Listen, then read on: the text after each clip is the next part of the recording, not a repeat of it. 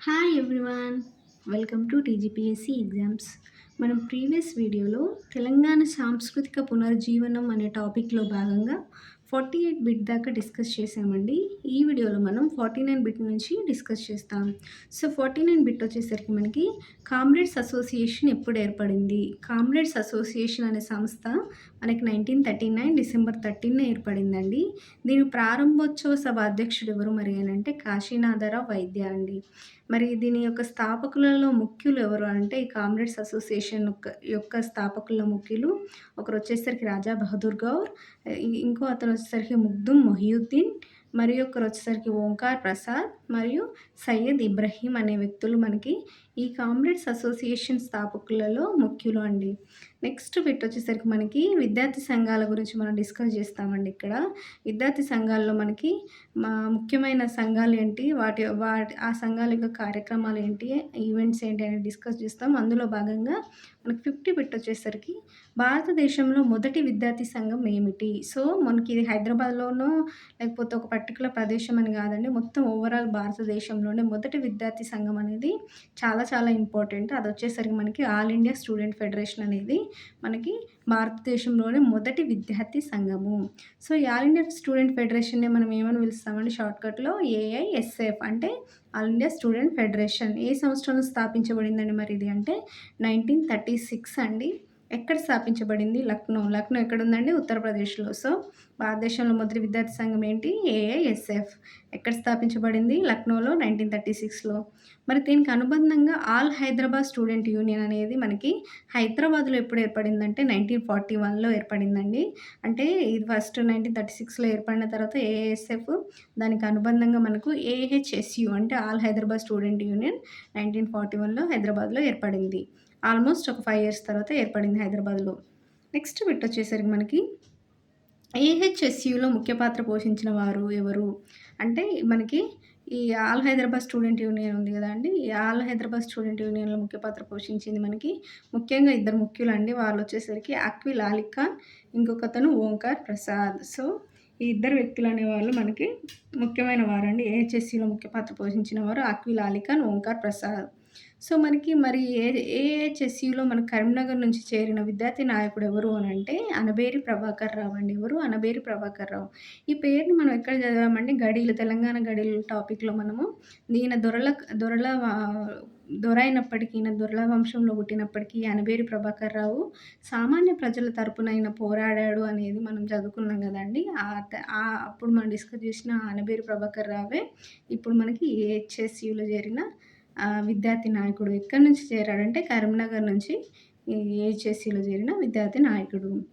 So ఇక్కడికి మనకి విద్యార్థి సంఘాలు కంప్లీట్ అయినాయండి. ఇప్పుడు మన మహిళా సంఘాల్లో ముఖ్యమైన సంఘాలు, వాటి యొక్క ముఖ్యమైన కార్యక్రమాలు చూసుకుంటే గనుక మనము 52 బిట్ వచ్చేసరికి హైదరాబాద్‌లో మొట్టమొదటి స్త్రీ సంఘం ఏంటి? సో ఇప్పుడు ఇక్కడ హైదరాబాద్‌లో అండి. హైదరాబాద్‌లో మొట్టమొదటి ఏంటి అంటే స్త్రీ సంఘం భారత మహిళా సమాజం. ఏంటండి? భారత మహిళా సమాజం. ఈ భారత మహిళా సమాజాన్ని మరి ఎవరు స్థాపించారు అంటే రావిచెట్టు లక్ష్మీ నరసమ్మ. ఎవరండి? రావిచెట్టు లక్ష్మీ నరసమ్మ. ఎవరితో కలిసి స్థాపించింది అంటే సీతాబాయితో కలిసి స్థాపించిందండి. ఏ సంవత్సరం అంటే 1907 అండి. ఎక్కడ స్థాపించబడింది మరి భారత మహిళా సమాజం 1907లో అంటే హైదరాబాద్‌లో అండి. నెక్స్ట్ బిట్ వచ్చేసరికి మనకి హైదరాబాద్ ఉమెన్స్ సోషల్ డెవలప్‌మెంట్ అసోసియేషన్‌ని ఎవరు స్థాపించారు?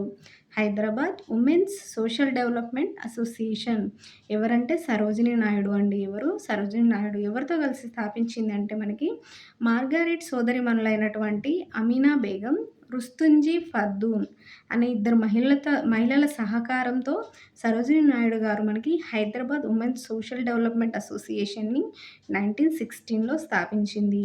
మరి ఈ సంస్థ దేనికి అనుబంధంగా పనిచేసింది అనంటే మనకి అఖిల భారత మహిళా సమాఖ్యకు మనకి ఈ Hyderabad women's social development association అనే సంస్థ అనుబంధంగా పనిచేసింది అనేది ఇక్కడ గుర్తుంచుకోవాలి. నెక్స్ట్ బిట్ వచ్చేసరికి మనకి యువతీ శరణాలయాన్ని ఎవరు స్థాపించారు?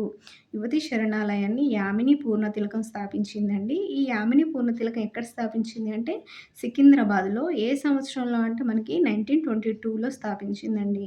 మరి యువతి శరణాలయం దేనికోసం మనకి స్థాపించబడింది అంటే ఎవరైతే సమాజ పీడితులు ఉంటారో వారికి మరియు వేశ్యలకి ఈ యువతి శరణాలయం అనేది వాళ్ళకి నివాసంగా ఉపయోగపడడానికి యువతి శరణాలయాన్ని ఎవరు స్థాపించారండి? యామిని పూర్ణతిలకం.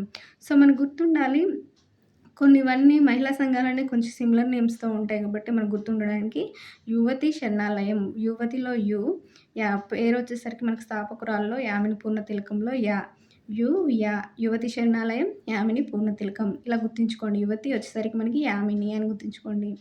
నెక్స్ట్ బిట్ వచ్చేసరికి ఆంధ్ర సోదరి సమాజం ఎప్పుడు స్థాపించబడింది? ఆంధ్ర సోదరి సమాజం వచ్చేసరికి మనకి హైదరాబాద్‌లో 1925లో స్థాపించబడిందండి. మరి ఆంధ్ర సోదరి సమాజం స్థాపకులు ఎవరు అంటే మనకు ముఖ్యమైన వారు నడింపల్లి సుందరమ్మ, పండిత వీరరాఘవమ్మ, లోకనంది జానకమ్మ, పురం రుక్మిణమ్మ, చెట్రతి లక్ష్మీ నరసమ్మ అనే ముఖ్యులు మనకు ఆంధ్ర సోదరి సమాజం స్థాపనలో ముఖ్యమైన వారు కదా అండి.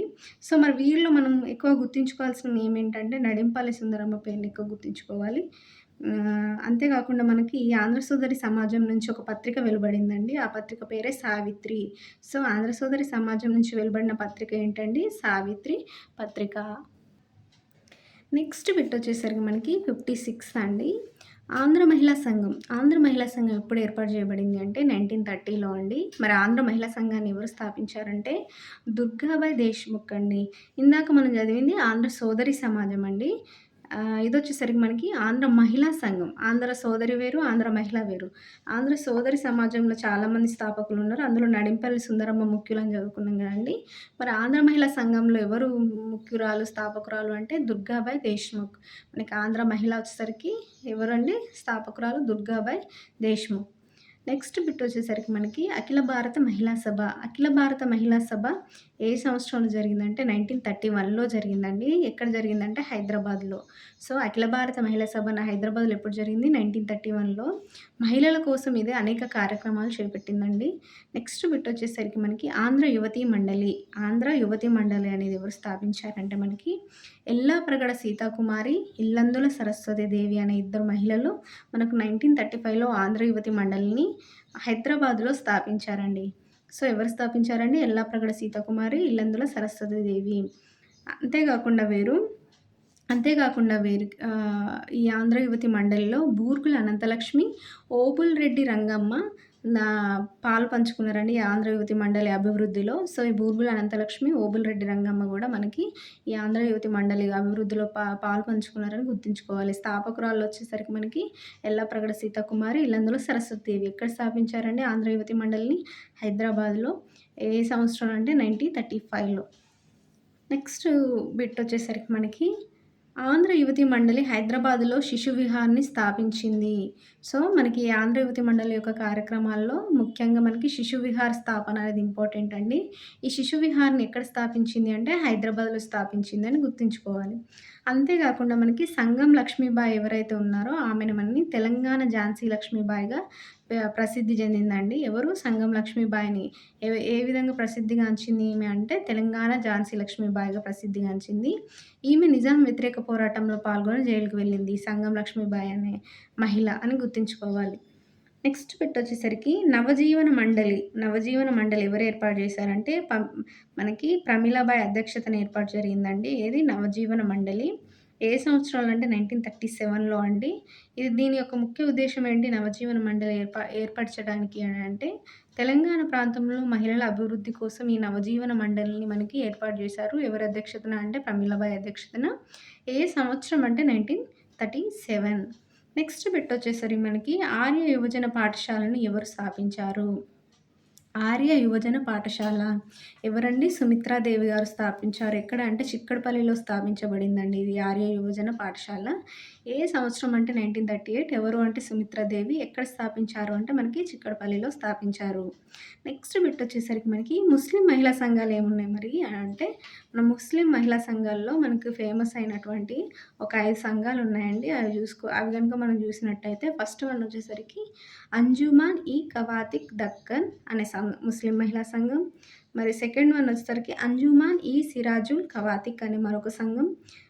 థర్డ్ వన్ వచ్చేసరికి లేడీ బర్డన్స్ క్లబ్ అని మరొక ముస్లిం మహిళా సంఘం. ఫోర్త్ వన్ వచ్చేసరికి అంజుమాన్ ఈ ఇస్లాం అనే ఇంకొక ముస్లిం మహిళా సంఘం. ఫిఫ్త్ వన్ వచ్చేసరికి లేడీ హైదరా క్లబ్ అనేది ఇంకొక ముస్లిం మహిళా సంఘం అండి. సో, ఈ లేడీ హైదరా క్లబ్ అనేది వినోదం కోసం స్థాపించబడిన సంఘం అండి. సో, మనకి ముస్లిం మహిళా సంఘాల్లో ఇవి ముఖ్యమైనవని గుర్తుంచుకోవాలి ఈ 5. నెక్స్ట్ వచ్చేసరికి మనకి కార్మిక సంఘాల్లో ముఖ్యమైన సంఘాలు వాటి యొక్క కార్యక్రమాలను చూసుకుంటామండి. అందులో భాగంగా మనం 63 బిట్ చూసుకున్నట్టయితే గనక దేశంలోనే మొదటి కార్మిక సంఘం ఏంటి? సో, ఇది మొత్తం దేశంలోనే అండి. భారతదేశంలో మొదటి కార్మిక సంఘం వచ్చేసరికి ఏఐటీయూసీ అండి. ఏఐటీయూసీ అంటే ఏంటి మరి అంటే all India trade union Congress. All India trade union Congress. మరి దీన్ని స్థాపించింది ఎవరు అనంటే ఎన్ఎం జోషి అండి. ఎన్ఎం జోషి అనే వ్యక్తి. నెక్స్ట్ బిట్ వచ్చేసరికి మనకి హైదరాబాద్ సంస్థానంలో మొట్టమొదటి కార్మిక సంఘం ఏంటి?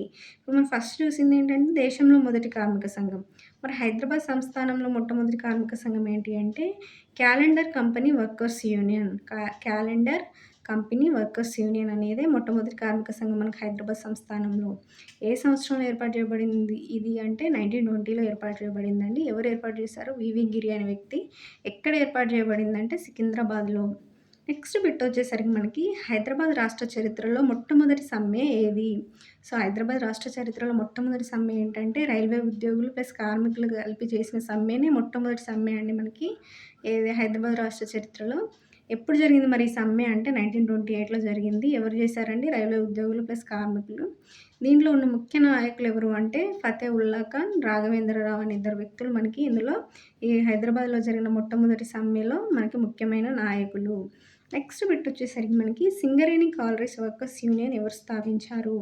సింగరేణి కాలరీస్ వర్కర్స్ యూనియన్ ఎవరు స్థాపించారంటే మనకి దేవూరి శేషగిరిరావు అండి. మనకి ఇది ఏ ఇయర్‌లో స్థాపించబడింది అంటే 1935లో స్థాపించబడింది. నెక్స్ట్ బిట్ వచ్చేసరికి మనకి లాస్ట్ బిట్ అండి. వ వరంగల్ అజంజాహి మిల్స్ కార్మిక సంఘం నాయకుడు ఎవరు? సో, వరంగల్‌లో ఉన్నటువంటి వరంగల్ అజంజాహి మిల్స్ కార్మిక సంఘ నాయకుడు వచ్చేసరికి సర్వదేవ భట్ల రామనాథం అనే వ్యక్తి మనకి వరంగల్ అజంజాహి మిల్స్ కార్మిక సంఘం యొక్క నాయకుడు. మనకి అదే సమయంలో మనకి సికింద్రాబాద్ కార్మిక నాయకుడు ఎవరంటే సికింద్రాబాద్‌లో వట్టికోట అల్వార్ స్వామి ఈ సికింద్రాబాద్ నుంచి ఉన్న కార్మిక నాయకుడండి. సో, ఇక్కడితో మనము ఈ టాపిక్‌లో 67 బిట్స్ కవర్ చేశామండి. సో, మిగతా బిట్స్ మనము నెక్స్ట్ వీడియోలో డిస్కస్ చేద్దాం. Thank you.